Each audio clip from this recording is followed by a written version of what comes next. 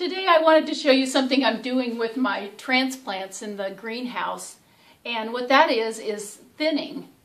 And the way I thin is I use a pair of cuticle scissors.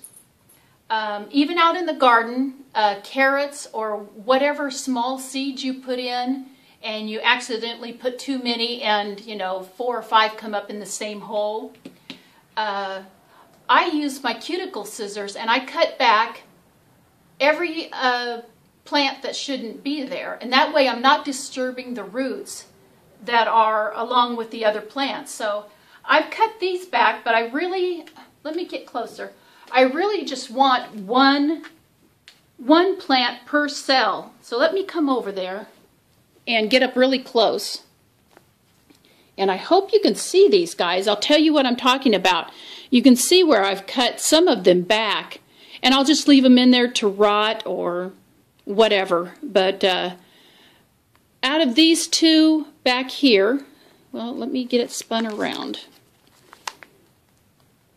If you can see these two right here, out of the two of them, this one is getting its true leaves, you can see on the top, but it's spindly.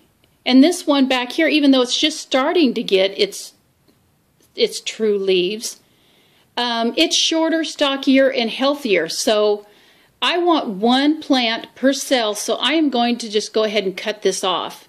Even though it's not growing right next to it, I've already cut out the ones growing right next to it. So there's no worry about seeds here, but I am going to take out the second plant that I've left in each cell and just let one grow per cell, and I'm just going to cut them off. And that one looks a little spindly, and that one back there looks healthier, so I'm going to take that one out. So now I'm down to one plant per cell, and these are broccoli. So that little guy, I can take him out of there if I want to, throw him on the ground, whatever. But now there's one plant per cell.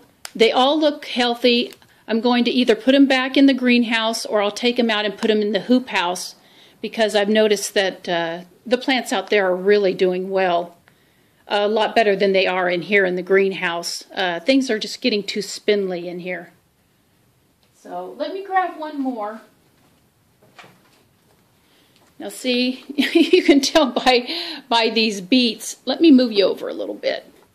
And you can see that if I pulled some of these out, they're in almost the exact same, coming out the same hole. Well, these two are. They're coming out the exact same hole. And I'm just going to take one of those out, and I'll take that one out. And back here, and here, and let me take the tag out. You can see that these two, let me get in there real close. I hope you can see that these two are coming out of the same exact planting space. So I'm going to reach in there, I'm going to be really careful, and I'm trying to get this turned so you can see it. I'm going to be really careful, and I'm going to cut one of them off and get rid of him. And there's another one growing out of the same spot. So that's my little tip for today. You know, if you have a bigger pair of scissors, it's not going to work as well. You'll probably get it in there, and you may be cutting back more plants than you want to if you have a big pair of scissors. But if you have a pair like this, if you have any kids, maybe you have a pair of scissors that you used to cut their nails with when they were little.